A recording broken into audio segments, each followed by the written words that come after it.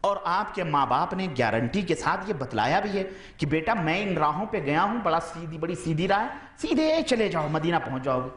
اچھا جناب، اب آپ نکلے اس راہ پر، تھوڑی دور گئے تھے کہ ایک اس کو کیا کہتے ہیں، طریق فرعی جو ہوتا ہے اس کو کیا کہتے ہیں، مخرج والے جو ایگزٹ کے ہوتے ہیں دائیں بائیں، وہاں بھی ایک آدمی کھڑا ہوا ہے، کہاں جانا ہے؟ مدینہ آ جاؤ آ جاؤ اس راہ پہ آ جاؤ۔ آپ نے وہ راہ نہیں دیکھی، انجانے ہیں آپ۔ دوسرا تھوڑی دور گئے، آ جاؤ کہاں جانا ہے؟ مدینہ جانا، اس راہ پہ آ جاؤ یہ مدینہ جاتا ہے۔ تیسرا آ جاؤ اس راہ پہ جاؤ یہ مدینہ جاتا ہے۔ بتلاؤ آپ اپنی گاڑی موڑ لو گے اس طرف جن راہوں کو آپ نہیں جانتے؟ چلے جاؤ گے جن راہوں کا انجام آپ کو پتہ نہیں ہے، جو راہیں مدینہ جا رہی ہیں یا کوفہ بصرہ جا رہی ہیں کچھ پتہ نہیں ہے آپ کو، عراق جا رہی ہیں کہ دیوبند جا رہی ہیں کہ بریلی جا، کچھ پتہ نہیں ہے آپ کو، کیا آپ چلے جاؤ گے ان راہوں پر؟ آپ تو کہو گے نہ، سیدھی راہ ہمیں بتائی گئی ہے کہ یہ مدینہ پہنچنے والی ہے، خلاص۔ ارے نہیں تم کہاں اس سمندر میں غوطہ لگا سکتے ہو، یہ بڑی بالکل شارٹ کٹ ہے، پہنچ جائے گی۔ نہیں بھائی، ہم کو یہ شارٹ کٹ نہیں چاہیے، ہمیں تو یہی سیدھی راہ چلنی ہے کہ نہیں ہے؟ اور ان سے پوچھو، یہ بتلاؤ یہ جو سیدھی راہ میں جا رہا ہوں یہ مدینہ جا رہی ہے کہ نہیں؟ وہ کہیں گے ہاں یہ تو جا رہی ہے مدینہ، لیکن یہ بھی جا رہی ہے۔ یعنی آپ جس راہ پر کھڑے ہیں اس راہ کو وہ غلط، لیکن آپ اس راہ کو ضرور غلط کہہ سکتے ہیں۔ کیوں؟ اس لیے کہ اس راہ کا کوئی عطا پتہ نہیں۔ تو یہ آج یہی ایک مثال ہے۔ تو جو طریقہ، جو راہ معلوم ہے، مشہور ہے، بتلاؤ مسلمانوں ایمانداری سے ان راہوں پر چلو گے یا ان راہوں پر چلو گے جو انجانی ہیں، جن کا کوئی پتہ لتا نہیں ہے کہاں جا رہی ہیں؟ بتاؤ۔ جب دنیا میں تم ایک مثال کے ذریعے میں نے سمجھایا، اور یہی رسول اللہ صلی اللہ علیہ وسلم نے سمجھایا ہے، اس لیے یہی قرآن و سنت کی راہ ہے۔ میں نے بتایا، میں نے کسی شخصیت کی طرف آپ کو نہیں کہ چلو ابن باز کے طریقے پر بلاؤں، احمد بن حنبل کے طریقے پر بلاؤں، امام مالک کے طریقے، نہ، بلکہ قرآن و سنت کی راہ پر تمہیں ہم دعوت دیتے ہیں۔ اور یہ تقلید شخصی جو ہے، یاد رکھو یہ حرام ہے۔ کسی ایک شخص کی تقلید کیا ہے؟ یہ حرام ہے، اور یہ ایک ایسی بدعت ہے جو امت کے اندر پیدا ہوئی، جسے آج امت کے اندر فرض قرار دیا جا رہا ہے۔ یہ اندھی تقلید ہے جو اسلام کے اندر بہت بڑا جرم ہے۔ اس کی پیداوار 4 صدی کے اندر ہوئی، اور اس سے پہلے جتنے بھی لوگ تھے 400 برس سے پہلے، سارے کے سارے یا تو رب کے قرآن کے اوپر عمل کرتے تھے یا محمد الرسول اللہ صلی اللہ علیہ وسلم کے فرمان پہ عمل کرتے تھے، ورنہ کسی ایک امام کی تقلید نہیں کرتے تھے۔ سب علماء جو پیدا ہو رہے تھے محدثین، ان سے اپنے مسائل، ان سے اپنے سب لیتے تھے، اور خود ائمہ رحمہم اللہ کے فرمودات سے آپ کو یہ بات معلوم ہو گئی کہ تمام ائمہ نے اپنے پیچھے چلنے سے منع کیا ہے اور حرام قرار دیا ہے کہ ہمارے پیچھے تم چلو۔ خود امام صاحب نے فرمایا ہے کہ حرام ہے اس بندے کے اوپر میرے بات کے اوپر فتویٰ دینا جس بات کی میری کوئی دلیل نہیں ہے۔ اور یہ تقلید جو ہے، اس کے بڑے خطرناک اور بڑے برے نتائج نکلتے ہیں۔ چنانچہ یہی تقلید ہے جس نے امت کے اندر تفرقہ پیدا کر دیا، بانٹا کہ نہیں بانٹا امت کو۔ آج کوئی شافعی ہے، کوئی حنفی ہے، کوئی مالکی ہے، کوئی حنبلی ہے، اور اگر یہی اختلاف ہوتا تو چلو کوئی بات نہیں۔ میرے عزیزو، ان اختلافات نے اور اختلافات پیدا کر دیے ہیں۔ آج پہلے زمانے میں یہ تھا کہ کوئی کلمہ پڑھ لیتا تھا، ایک بدو، ایک عرابی نبی کی خدمت میں پہنچتا، اللہ کے نبی ارکان اسلام بتلاتے، ارکان ایمان سمجھا دیتے، نماز کا طریقہ بتلا دیتے، وہ آمنا و صدقنا کہہ کے چلا جاتا، وہ پڑھتا جس طرح نبی نے بتلائے ہیں، عمل کرتا تو وہ جنت میں جاتا۔ لیکن آج اگر آپ نے کلمہ پڑھ لیا، ارکان ایمان سمجھ لیا، آپ نے توحید کے اوپر عمل کر لیا، سنت کا آپ دم بھرنے لگے، اور آپ نے کہا نہ میں حنفی ہوں، نہ شافعی ہوں، نہ مالکی ہوں، نہ حنبلی، قرآن سنت کو مانتا ہوں، تو آج یہ کہا جاتا ہے کہ یہ بددین ہے، یہ بددوزخی ہے، یہ جہنمی کہا جاتا ہے کہ نہیں کہا جاتا ہے؟ یہ غیر مقلد ہے۔ یہ بھی میں بھی بتاتا ہوں یہ کون ہے۔ یہ دوزخی اور جہنمی۔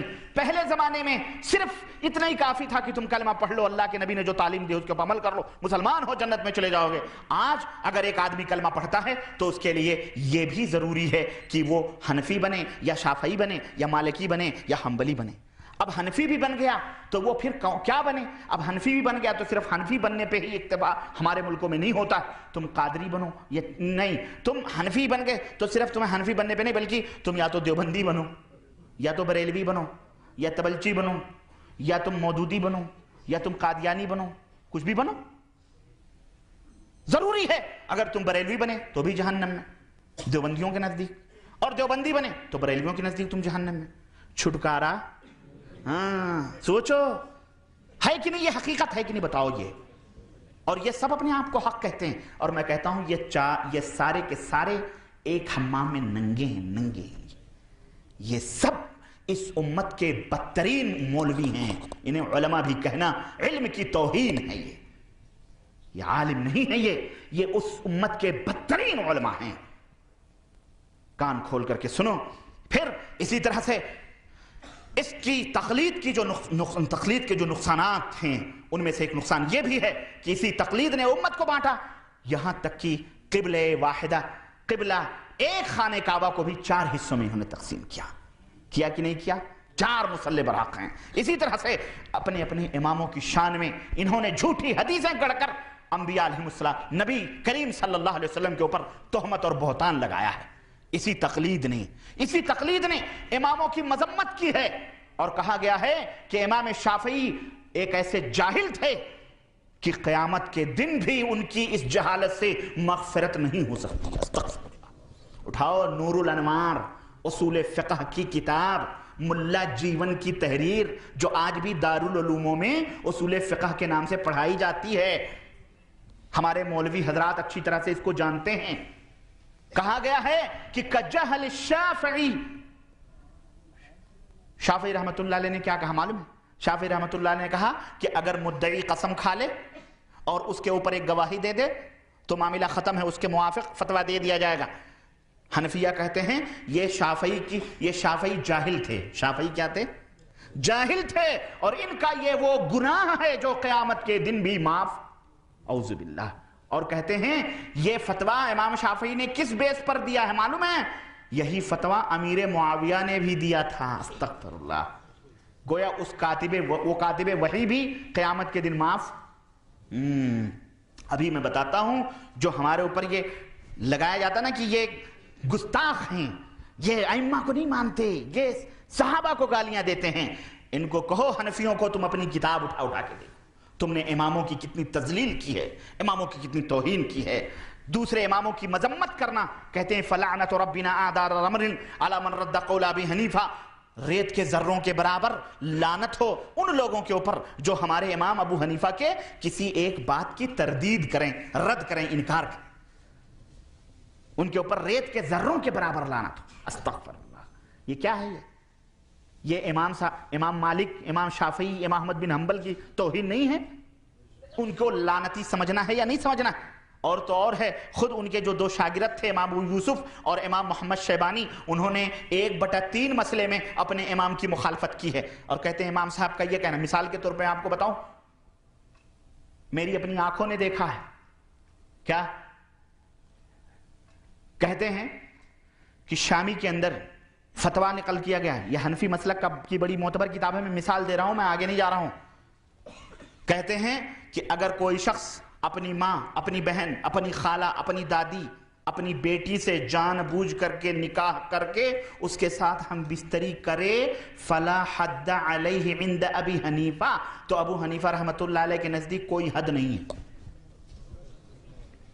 شامی فتاوی کی کتاب میں بتا رہا ہوں، یہ اٹھاؤ، اور وہیں امام احمد بن حنبل، وہیں امام ابو یوسف مخالفت کر رہے ہیں اور کہہ رہے ہیں کہ نہ، یہ بات غلط ہے، امام صاحب کی ہم اس بات سے مخالفت کرتے ہیں، اور کہتے ہیں کہ اس کے اوپر حد لگائی جائے گی، اس کے اوپر حد لگائی جائے گی۔ یہ آج کل ہم اب دیکھیں کتنی خطرناک بات ہے یہ، کیا امام صاحب رحمت اللہ علیہ نے یہ بات کہی ہوگی؟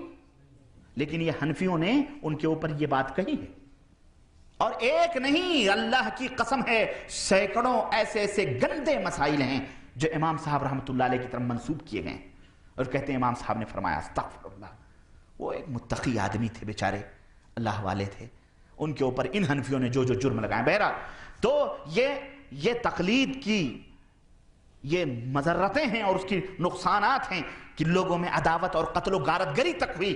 آپ کو پتا ہے معجم البلدان کے حوالے سے میں آپ کو بتاؤں، اس کے اندر تو باقاعدے، اور مولانا ابوالکلام آزاد نے اپنی کتاب کے اندر لکھا ہے کہ باقاعدے بغداد، جب یہ تاتاری تھے، تاتاریوں نے بغداد پہ حملہ کیا، بغداد پہ قبضہ کرنا چاہا، تو حنفی اور شافعی میں باقاعدے مناظرہ چلتا تھا. تو اتنی دشمنی ہوئی کہ حنفیوں نے تاتاریوں سے کہا کہ تم فلانے ٹائم آؤ، بغداد کا دروازہ شافعیوں کے قتل کرنے کے لیے ہم کھول دیں گے. رات کو وہ لوگ آئے، دروازہ حنفیوں نے کھول دیا اور شافعیوں کو، ان کی عورتوں کو قتل کیا گیا، ان کے بچوں کو قتل کیا گیا.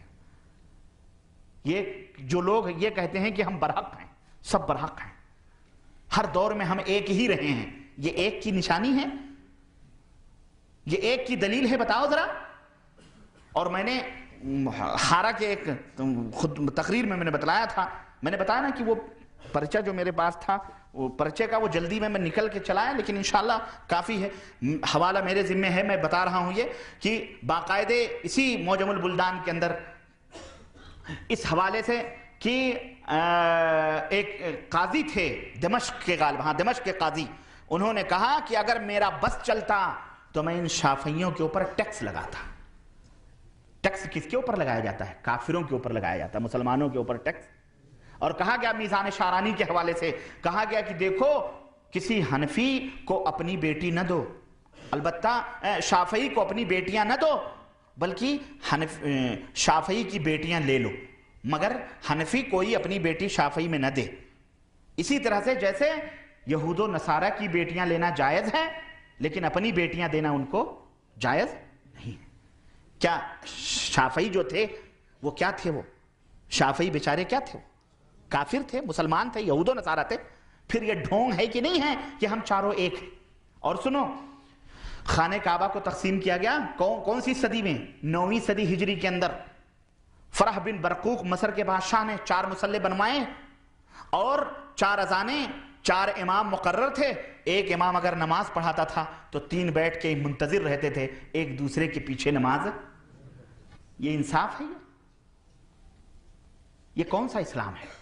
اللہ جزائے خیر دے آل سعود کو رحمہم اللہ، انہوں نے آ کر کے ان سب کو ختم کر کے ایک قبلے کے پیچھے ایک امام کو کھڑا کر دیا، خلاص.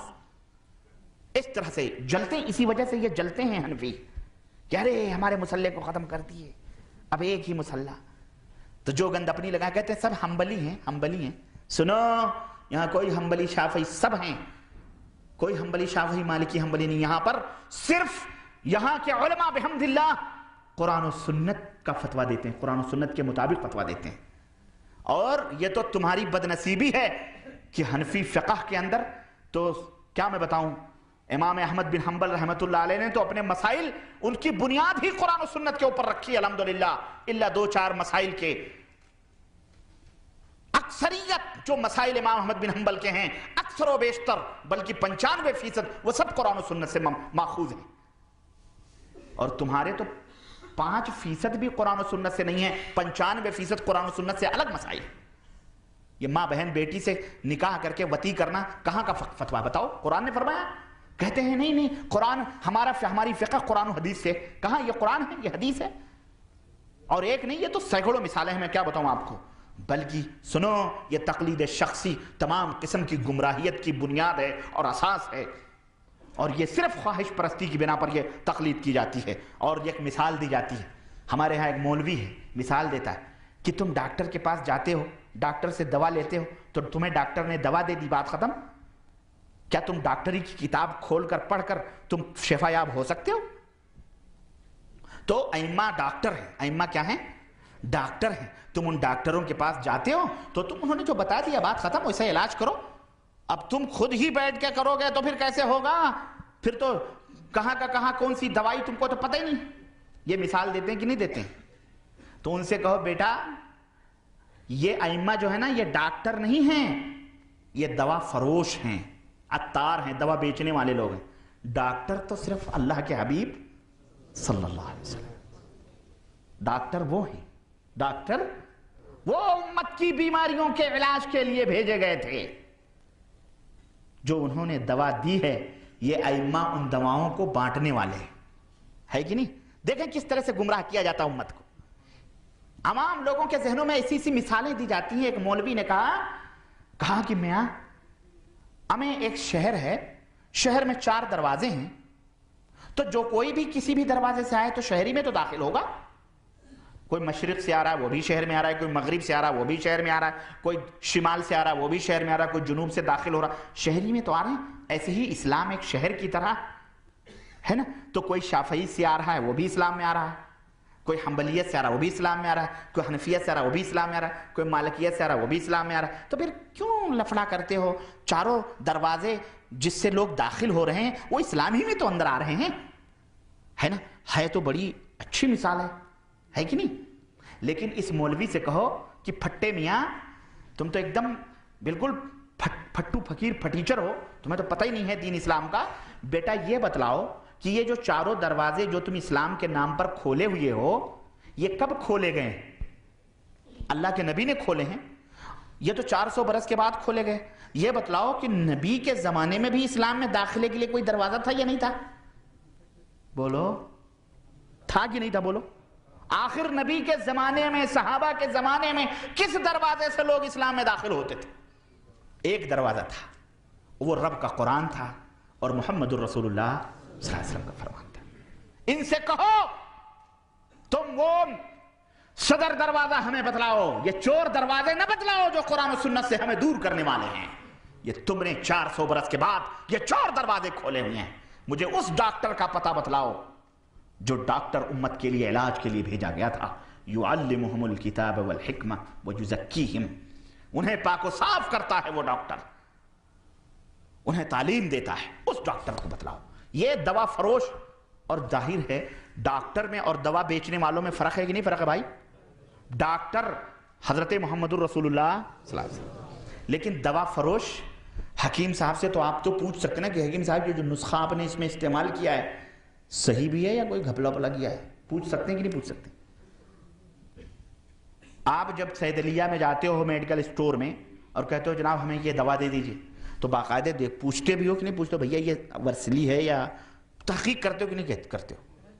پڑھتے ہو, تحقیق کرتے ہو یہ وہی دوا ہے یا نہیں ہے, کس کمپنی کی ہے, ڈپلیکیٹ ہے. خاص طور سے ہندوستان میں تو اب تو ماشاءاللہ ورجنل کا اور ڈپلیکیٹ کا پتہ ہی نہیں چلتا. دوائیاں بھی خوب دلی کے اندر سپلائی ہو رہی بن رہی ہیں, اور ہمارے یہ اور اصلی کے نام پر ڈپلیکیٹ سپلائی ہو رہا ہے. تو یہ ہندوستانی پاکستانی گونگے مولوی جو لوگ ہیں ان سے پوچھو گونگو ابے کچھ تو بتاؤ اس پہ نبی کی مہر لگی ہے کہ نہیں لگی ہے؟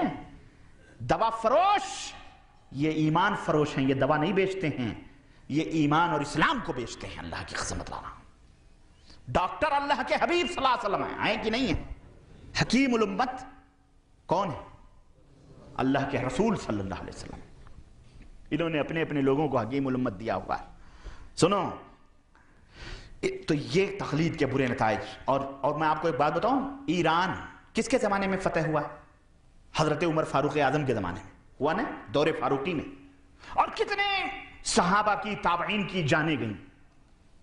بڑی مشکلوں کے بعد ایران فتح ہوا, اور 600 برس تک ایران پر اہل السنہ والجماع کی حکومت رہی.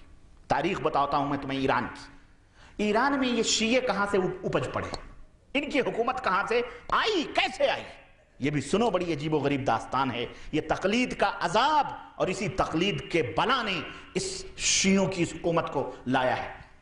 آخری بادشاہ محمد غیاث الدین جو تھا, یہ اہل سنت والجماعت کا اب بادشاہ تھا. غیاث الدین محمد یہ منگولی نسل کا آدمی تھا جو ایران کے اوپر اہل سنت والجماعت کی طرف سے حکومت کر رہا تھا.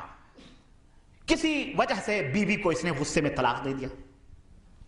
جب طلاق دے دیا تو پھر اب اس نے مسئلہ پوچھا کہ بھئی میں نے تو 3 طلاق دے دیے, طلاق طلاق طلاق, اب کیا کریں؟ اب یہ بلایا مولویوں کو, مقلدوں کو, وہی مسئلہ بتلاؤ. کہنے لگے اب تو ہو گئی 3 طلاق, اب حلالہ کروانا پڑے گا. کہنے لگا حلالہ کیا ہوتا ہے؟ اب 1 سانٹ کرائے پہ لو رات بھر کے لیے, ہاں, اور باقاعدہ اپنی بیوی اس کے بسترے پہ سلاؤ, وہ سانٹ رات بھر کھیلے, اور پھر وہ صبح تمہیں طلاق دے تمہاری بیوی کو. تو خلاص یہ بہت غصہ ہوا, بولے یہ تو ہماری ملکہ کی توہین ہے, یہ کون سا طریقہ ہے؟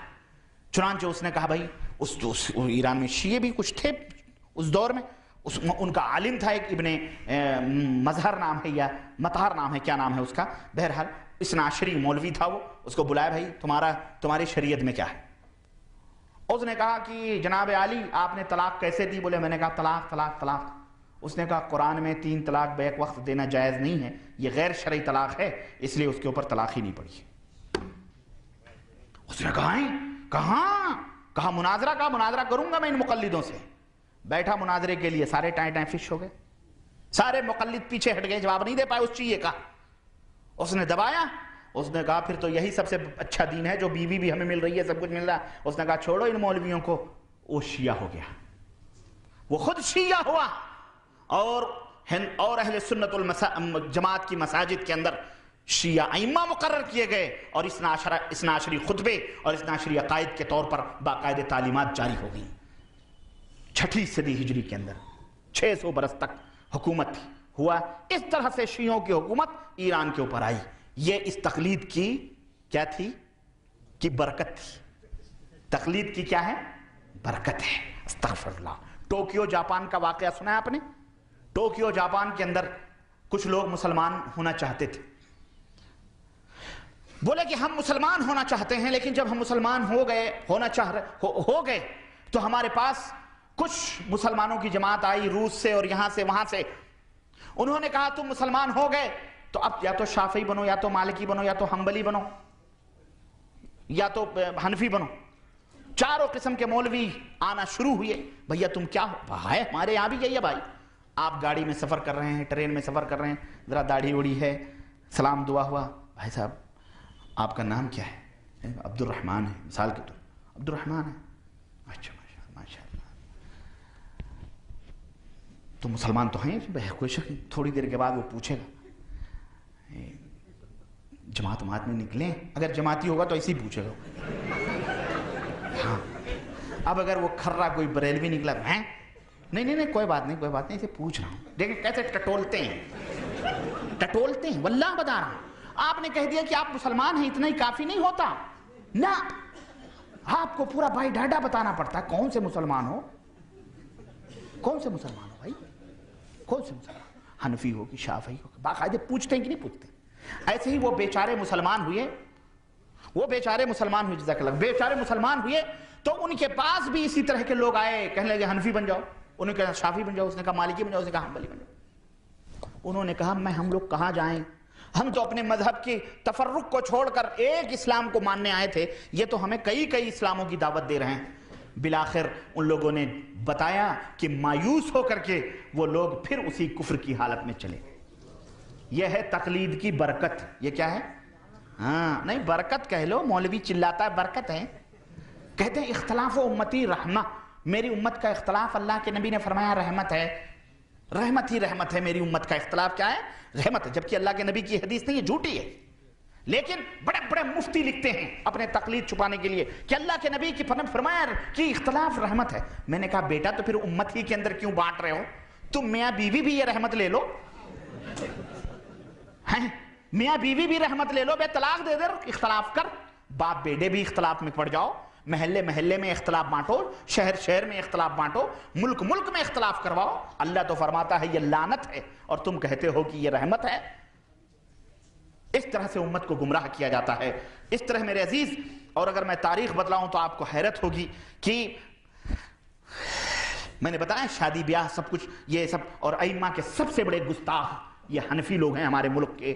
اتنے شدید ہیں اللہ اکبر. یہ احناف یہ آپس میں بھی مختلف ہیں اور ائمہ کو بھی گالیاں دیتے ہیں استغفر اللہ، اور یہ تانے ہمیں دیتے ہیں کہ تم گستاخ ہو. ہم اماموں کی گستاخی نہیں کرتے استغفر اللہ، ہے نا. اور ان سے پوچھو تم بھی تو گستاخ ہو. ابے تو بھی تو ایک ہی امام کو مان رہا ہے نا، 3 کا تو انکار کر رہا ہے کہ نہیں کر رہا ہے؟ تو ان کا گستاخ ہوا کہ نہیں؟ تم ایک کو مان کر 3 کا انکار کرو، ہے کہ نہیں؟ تو یہ گستاخی نہ ہو. اور ہم رسول اللہ صلی اللہ علیہ وسلم کو مان کر، ان 4 کو بھی مان کر ہم سب سے بڑے گستاخ بن جائیں، جبکہ ان بیچاروں نے یہ کہا ہی نہیں کہ مجھے مانو یا میرے پیچھے چلو یا میری تقلید کرو. بہرحال میرے عزیز، اس طرح سے ہم ایک نتیجے پر یہ پہنچیں کہ یہ ہمیں آج جو تانے دیتے ہیں کہ تم غیر مقلد ہو، تم غیر مقلد ہو، ان سے کہو، اور کئی دفعہ میں یہ بتلا چکا ہوں کہ تم غیر مقلد کا لفظ استعمال کر کے ہماری توہین نہ کرو۔ اگر رات ہے تو اس کو رات کہو، اس کو غیر دن کا نام مت دو۔ دن ہے تو اس کو دن کہو، غیر رات نہ کہو۔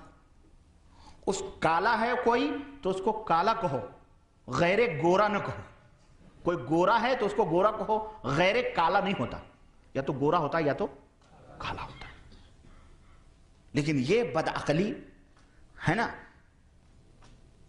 ہمیں بھی وہی کیا، ہم مقلد ہیں، تم غیر مقلد ہو، کہہ دو غیر مقلد نہیں، مقلد کا الٹا متبع ہوتا ہے۔ کیا ہوتا ہے؟ نبی کی اتباع کرنے والا، اور اتباع کرنے والا وہ ہوتا ہے جو روشنی میں اپنے سفر کو کرتا ہے، قرآن و سنت کی تاریکیوں میں نہیں بھٹکتا وہ۔ تو ہمیں متبع کہو، ہمیں مقلد غیر مقلد کے تانے مت دو۔ اور اسی طرح سے فرقہ بندی، جماعت سازی، یہ تمام سب چیزیں جو امت کے اندر ہیں، یہ ایک گھٹیا عمل ہیں، اس سے توبہ کرنا چاہیے۔ اور اب آئیے ایک آخری بات میں کہہ کر کے اپنی بات ختم کروں، نمونہ دکھلاؤں کہ ہم نے کیوں کہا یہ جھوٹے ہیں۔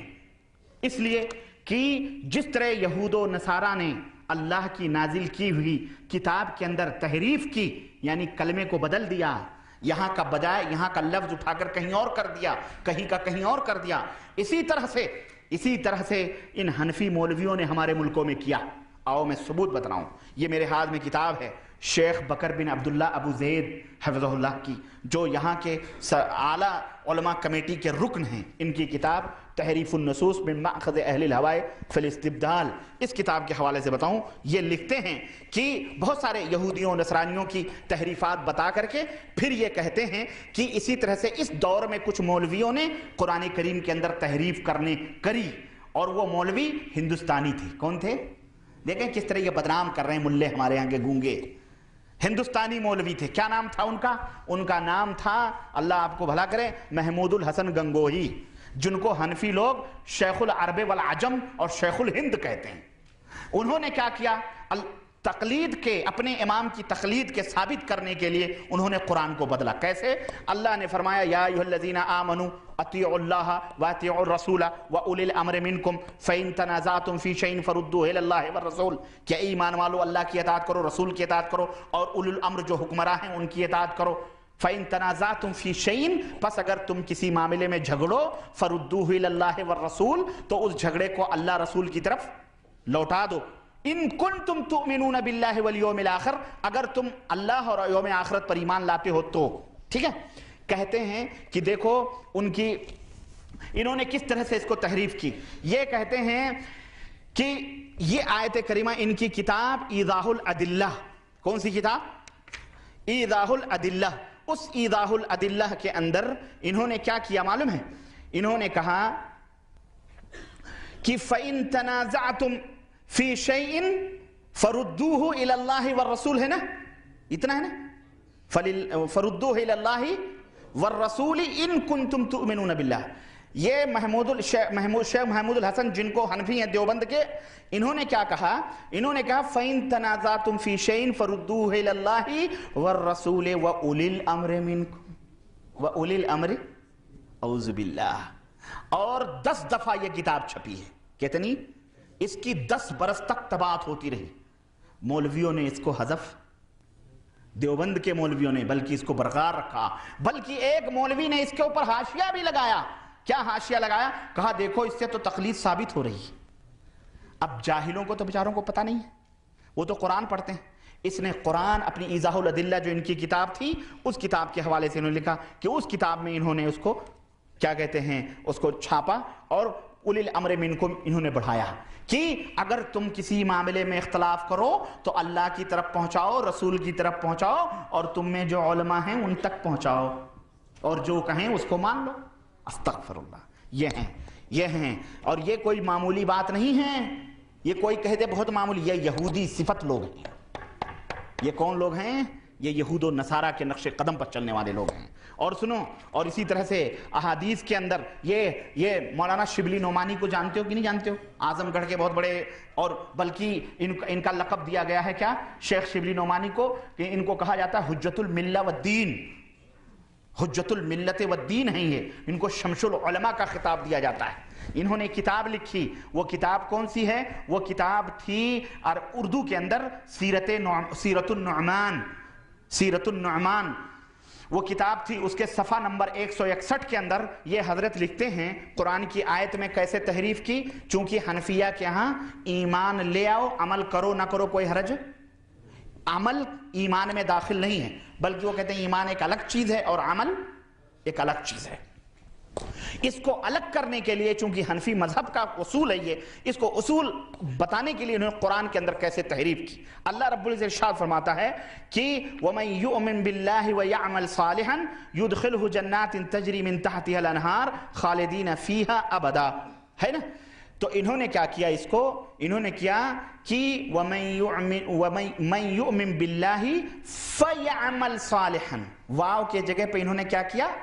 فا بڑھایا. فا یہ نہ سوچو کہ ایک لفظ کے بڑھانے سے، ایک حرف کے بڑھانے سے کچھ گڑبڑ نہیں ہوتی ہے. انہوں نے اپنے مذہب کے مطابق فے بڑھایا.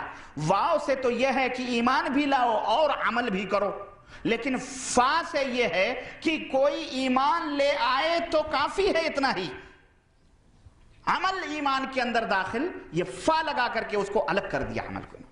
اس طرح سے انہوں نے تحریف کی ہے. اور حدیث کے اندر جو تحریفات کی ہیں مسند ابو عوانہ کے اندر، اور وہ تو معروف و مشہور ہے، میں زیادہ ٹائم نہیں لینا چاہتا.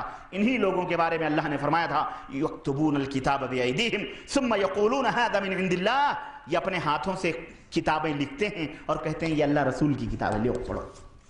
اللہ نے فرمایا فویل لہم مما کتبوا، ویل ہے جو یہ لکھتے ہیں اور اس لکھنے کے بدلے جو یہ کمائی کرتے ہیں ان سب کے لیے ہلاکت ہے. اللہ نے فرمایا یحرفون الکلم عن مواضعہ، یہ یہود و نصارہ ہیں جو کلمات کو بدل دیتے ہیں، تحریف کرتے ہیں.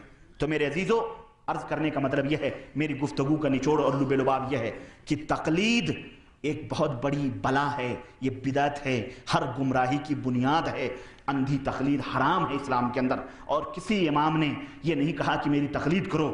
سارے گردنوں سے لوگوں کی غلامی کے قلادے اور زنجیریں نکال کر پھینک کر حضرت محمد الرسول اللہ صلی اللہ علیہ وسلم کی غلامی اپنی گردنوں میں ڈالو اور کسی کے پیچھے نہ چلو. چلنا ہے تو نبی کریم صلی اللہ علیہ وسلم کے پیچھے چلو. تقلید یہ ہے. کیا تقلید لازم ہے؟ نہیں، تقلید حرام ہے. تقلید کیا ہے؟ حرام ہے. تقلید دلالت ہے، تقلید گمراہی ہے، تقلید بہت بڑی ہلاکت ہے. تقلید، اندھی تقلید یہ یہود و نصارہ کی روش ہے. اندھی تقلید یہ کفار اور مشرکین کا طریقہ ہے، حرام ہے اسلام کے اندر. یہ واضح ہوا تقلید لازم نہیں بلکہ اتباع اور اطاعت یہ لازم اور فرض ہے. وصلی اللہ علی نبینا محمد وعلی آلہ وصحبہ اجمعین. اللہ ہم سب کو نبی کی اتباع اور فرما برداری کرنے کی توفیق عطا فرمائے، اور ہم سب کو قرآن و سنت پہ چلنے کی توفیق عطا فرمائے، اور ہمارے دلوں میں اپنے نبی کی محبت اور اطاعت بھر دے کوٹ کوٹ کر کے، اور ہر قسم کی تقلید باطلہ سے اللہ تعالی ہم سب کو نجات عطا فرمائے. آمین یا رب العالمین. والسلام علیکم ورحمۃ اللہ وبرکاتہ.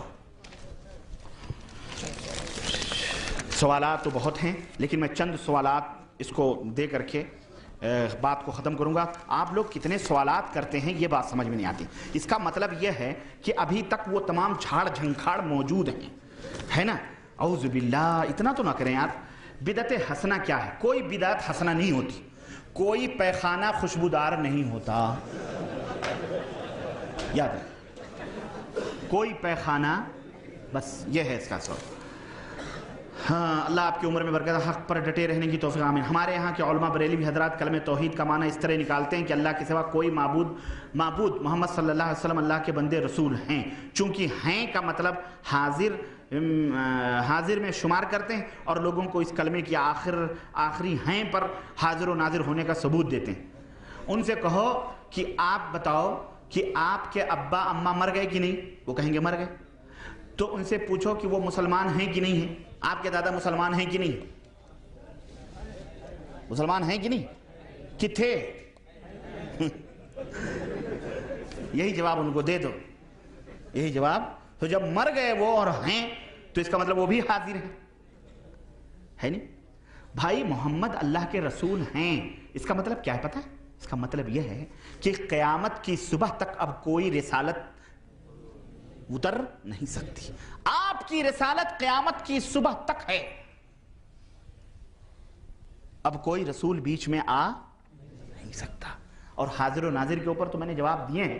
اس سے کہو بدبخت، جب حضور حاضر و ناظر ہے تو پھر تم مصلی پہ کیوں کھڑا ہوتا ہے؟ نبی جب حاضر ہے کیوں نماز پڑھاتا ہے کہ نہیں؟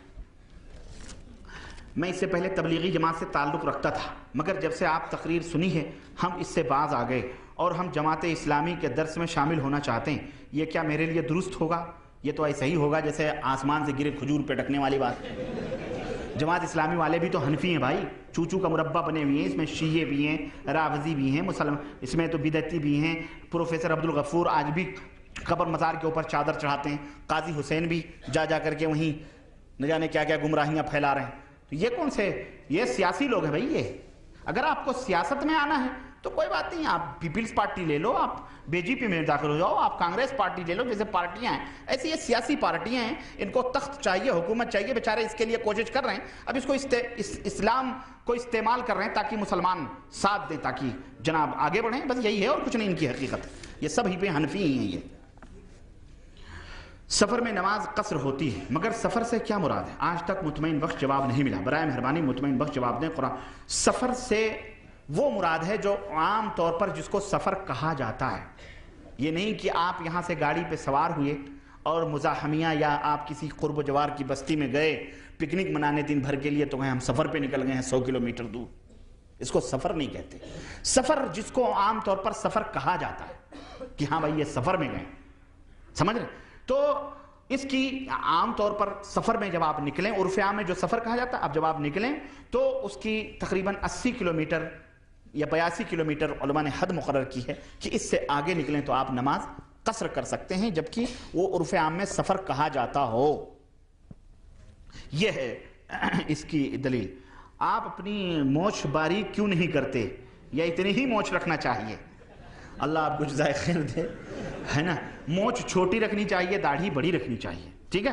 تو داڑھی کے مقابلے میں الحمدللہ آپ دیکھ رہے ہوں گے مونچھ تو بڑی ہے نا، مونچھ تو چھوٹی ہے نا. حضرت عمر رضی اللہ عنہ کی جو یہ مونچھیں تھی نا، یہ یہاں کی یہ کافی لمبی لمبی تھی، داڑھی سے ملی ہوئی تھی. جب غصے میں آتے تھے تو پھڑکتی تھیں. ہاں. مومن اور مسلمان میں کیا فرق ہے؟ ہر مومن مسلمان ہے، لیکن ہر مسلمان مومن یہ نہیں کہا جا سکتا. کیا ہر مسلمان جنت میں جائے گا یا ہر مومن جنت میں جائے گا؟ انشاءاللہ ہر مومن جنت میں جائے گا، ہر مسلمان کی کوئی گارنٹی نہیں. عیسیٰ علیہ السلام کا نزول جب قیامت کے نزدیک دنیا میں ہوگا تو آپ ابو حنیفہ رحمۃ اللہ علیہ کی تقلید کریں گے یا محمد صلی اللہ علیہ وسلم کی؟ حنفی لوگ تو یہی کہتے ہیں کہ وہ امام ابو حنیفہ کی تقلید کریں گے. بقیہ ہمارا یہ عقیدہ ہے کہ وہ نبی ہیں اور نبی اپنے بھائی ہی کی سنتا ہے، غیروں کی معاف کیجیے گا. وہ نبی صلی اللہ علیہ وسلم ہی کا قانون چلائیں گے اور حنفی لوگوں کو لات ماریں گے انشاءاللہ. سعودی آنے کے بعد آپ جسے علماء سے معلوم ہوا اور صراط مستقیم کی راہ حاصل ہوئی، ہم جیسے لوگ جب ہند و پاک جائیں تو شرک و بدعات کو نکال کر توحید کی دعوت کس طرح دیں؟ مہربانی کر کے کوئی تجویز کریں. آپ پہلے خود عمل کریں توحید پر اور شرک سے بچیں، اور اس کے بعد میں دھیرے دھیرے اپنے گھر والوں کو، اپنے محلوں کو پھر اس طرح سے دعوت دیں، اور انشاءاللہ تعالی یہی تجویز ہے میری. مسجد میں نکاح پڑھنا جائز ہے یا نہیں؟ بے شک جائز ہے.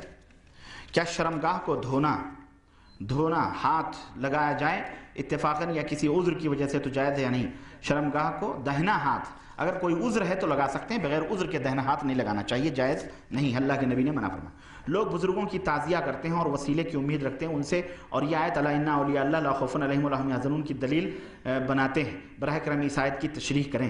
آپ میری تقریر ہے اولیاء الرحمن اولیاء الشیطان، یہ جالیات ثنائیہ میں ملتی ہے، آپ لے لیں انشاءاللہ پوری تفصیلات اس تعلق سے آپ کو مل جائے گی. ہم ایک آٹے کی چکی چلاتے ہیں. انڈیا میں 5 کلو گندم پیسنے کے 2 روپے لینے کے بعد 100 گرام آٹا ہر 5 کلو گندم پر کٹوتی کاٹتے ہیں. کیا یہ جائز ہے؟ یاد رہے کہ اگر ہر 5 کلو پر 100 گرام آٹا کٹوتی بطور وصول نہ گیا تو بعض دفعہ اپنے پاس سے بھی دینا پڑ سکتا ہے، یعنی آٹا جتنا ہے چکی میں. اگر یہ چیز اس لیے ہے کہ آپ مثلا کچھ آٹے چکی میں پھنس جاتے ہیں تو دوسروں کو کم ہو جاتے ہیں، پھر تیسروں کو کم ہو جاتے ہیں. تو بہرحال وہ آپ کو کھانا وہ تو حرام ہے، آپ کے لیے کھانا وہ حرام ہے. البتہ وہ کسٹمر کا مال ہے تو کسٹمر میں جانے دیجیے.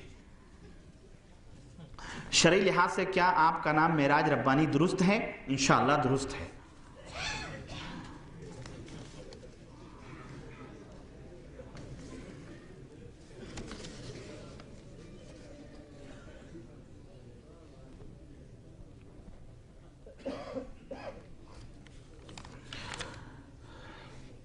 السلام علیکم. الحمدللہ جب سے اہل حدیث میں شریک ہوا ہوں دماغ کی نسیں کھلتی ہوئی محسوس ہوتی ہیں.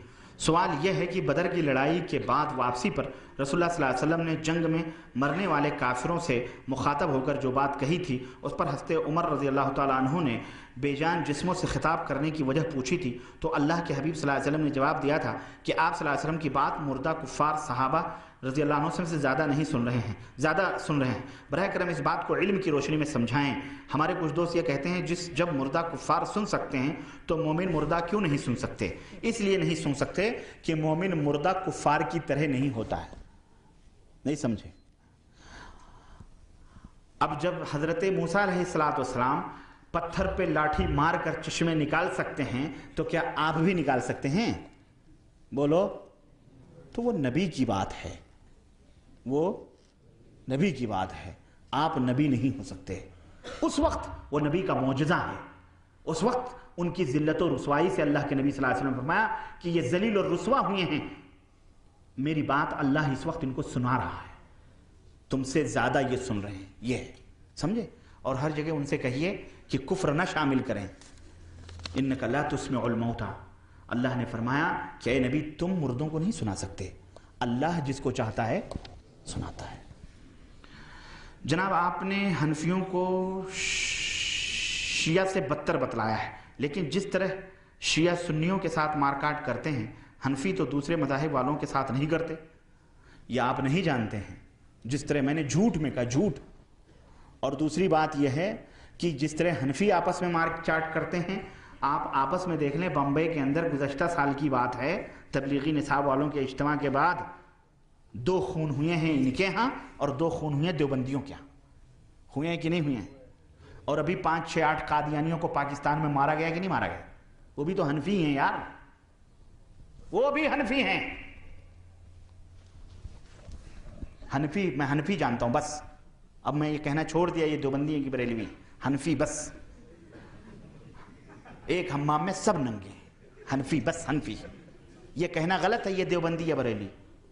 بھائی اس کا خاندان ہے، اس خاندان میں عبداللہ بھی نام ہے، عبد الرحمن بھی نام ہے، تو خاندان کا نام لو. نام سے تمہیں کیا لینا ہے؟ وادی قدم. حنفی ان کا عقیدہ یہود و نصارہ سے بھی بدتر ہے. یہ میں ثابت کیا ہوں اور کسی بھی جگہ اللہ کے فضل و کرم سے ثابت کر سکتا ہوں. سوال یہ ہے کہ غالباً کل آپ نے بولا تھا کہ عورت کو بالوں کا جوڑا بنانے میں کوئی حرج نہیں. براہ کرم اس مسئلے پر دوبارہ روشنی ڈالیں کیونکہ مجھے شک شبہ ہے کہ عورتوں کو جوڑا بنانے کی ممانعت ہے. نہیں، آپ جس ممانعت کی بات کر رہے ہیں حضرت، وہ ممانعت وہ ہے کہ وہ کوہان کی طرح باندھیں گی اور اونٹ کی طرح گھومیں گی مارکیٹوں میں، جیسے آج ہماری مائیں بہنیں گھوم رہی ہیں جوڑے بنا بنا کر کے. یہ حرام ہے. اور اگر کوئی عورت اپنے گھر میں جوڑا باندھ رہی ہے تو آپ اسے بھی حرام کہیں. پھر عورت کا وجود ہی حرام کر دیں ایک دن. نہیں، تو وہ جوڑا وہ الگ ہے. اگر مسجد پہنچنے پر امام جماعت کی آخری رکعت کی تشہد میں ہے تو جماعت میں ملنا چاہیے یا انتظار کر کے دوسری جماعت بنا دیا جائے؟ مل جائیے انشاءاللہ، آپ کو جماعت کا ثواب مل جائے گا.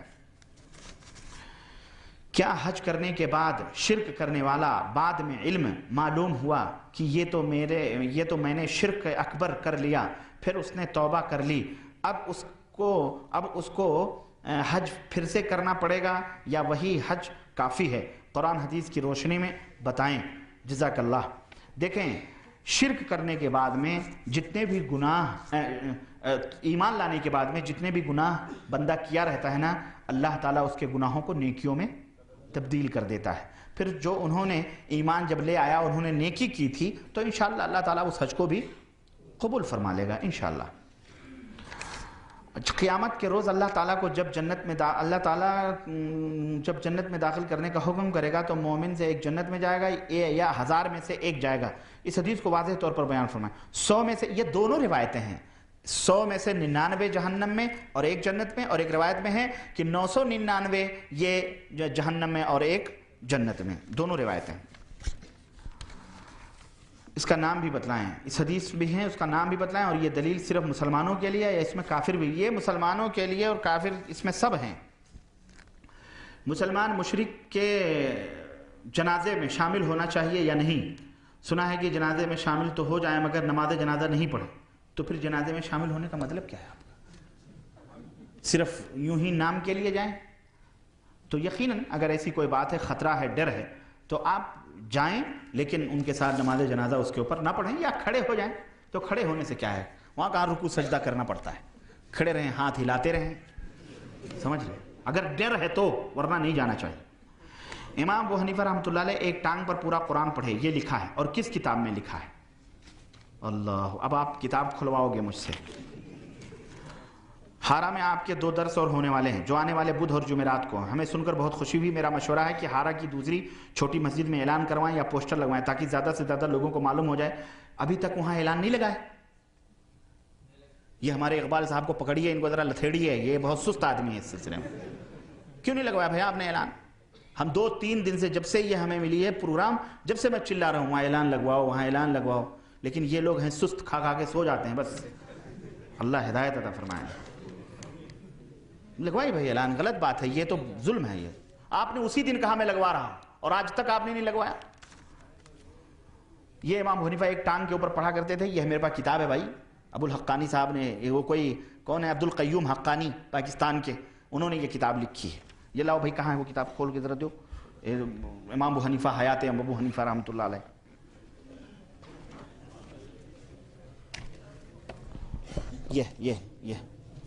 یہ کتاب ہے امام اعظم حضرت ابو حنیفہ کے حیرت انگیز واقعات۔ یہ میرے بچوں نے اس کا ٹائٹل پھاڑ دیا ہے۔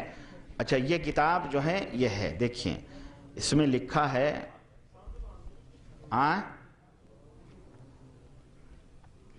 اس میں یہ لکھا ہوا ہے، بہت ساری باتیں ہیں۔ میں نے وہاں دکھایا تھا کہ نہیں دکھایا تھا؟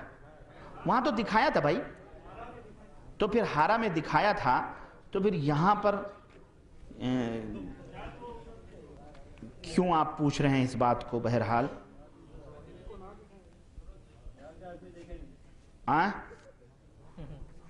یہ کتاب ہے، اور اس کے اندر وہ یہ ابھی ہارا میں درس ہوں گے وہاں پر۔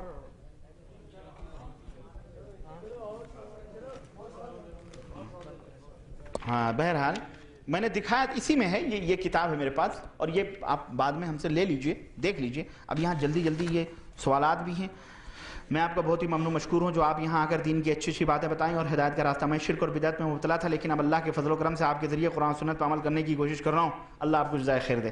اللہ تعالیٰ سے دعا گو ہوں کہ اللہ تعالیٰ ہم سب کو قرآن سنت پر چلنے کی توفیق عطا فرمائے، آمین۔ ربانی صاحب، میں پیچھے کچھ سوالات کرنے کی جرات کر رہا ہوں، ان سوالوں کا قرآن سنت کی روشنی میں جواب دے کر پھر ایک بار شکریہ کا موقع دیں۔ اللہ آپ کو جزائے خیر دے، آمین۔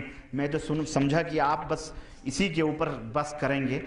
ہمارے ملکوں میں سے شرک اور بدعت کو مٹانے کا صحیح اور آسان طریقہ کیا ہے؟ آپ بھی مشغول ہو جائیں، ہمارے اس مشن میں کندھے سے کندھا ملا کے شریک ہو جائیں، اور اپنے حد تک آپ کوشش کریں۔ انشاءاللہ یہی کوشش اور محنت جاری رہے گی تو مٹ جائے گا انشاءاللہ۔ ایک مشرک اور بدعتی کو توحید کی دعوت دینے کا آسان راستہ کیا ہے؟ ایک تو دعا کریں، اور دوسرے اس کو سمجھائیں، اور اگر مارے تو مار کھائیں، یہ سب سے آسان راستہ ہے۔ ہمارے ملکوں میں کئی مقامات پر لکھا ہوتا ہے یا اللہ یا محمد، کیا ایسا لکھنا درست ہے؟ اور یہ لفظ یا کی کیا حقیقت ہے؟ یا مانے اے اللہ میری مدد فرما، یا محمد کے مانے اے محمد صلی اللہ علیہ وسلم میری مدد فرمائیے۔ تو یا اللہ کہنا تو درست ہے، لیکن یا محمد صلی اللہ علیہ وسلم کہنا درست؟ شہر گلبرگہ میں جو خواجہ بندہ گیسود رات مقیم ہیں، ان کا ہر سال عرس ہوتا ہے، اور سندل چراغاں وغیرہ ہوتے ہیں۔ کئی لوگ دور مقامات سے ان کی زیارت کرنے کے لیے آتے ہیں۔ ان کی سوانح حیات پر تھوڑی روشنی ڈالیے۔ ان کی سوانح حیات دیکھنی ہے تو صوفی اور برہمن، یا صوفی اور شیطان، یہ 2 کیسٹیں میری اس میں دیکھو۔ یہ تو پرلے درجے کا شیعہ تھا۔ یہ نکاح کے بعد 2 رکعت نماز پڑھنے کا صحیح طریقہ کیا ہے؟ نکاح کے بعد 2 رکعت نماز تو میں نہیں جانتا ہوں پڑھا جاتا ہے، البتہ شادی کی جو پہلی رات ہوتی ہے اس میں بیوی کے پاس جانے، کمرے میں پہنچے وہاں 2 رکعت پڑھیں۔ عبداللہ ابن مسعود رضی اللہ تعالیٰ عنہ کی حدیث ہے۔ وتر پڑھنے کا صحیح طریقہ بیان فرمائیں۔ وتر پڑھنے کا میں نے بتا چکا ہوں، میں اس آپ لوگ اس کو معلوم کر لیں۔ اگر کوئی 11ویں یا نیاز وغیرہ کر لے اور زبردستی دعوت پر بلائے تو اس دعوت میں شرکت کرنا جائز ہے یا نہیں؟ نہیں جائز ہے۔ آپ کہہ دیں کہ میں روزے سے ہوں،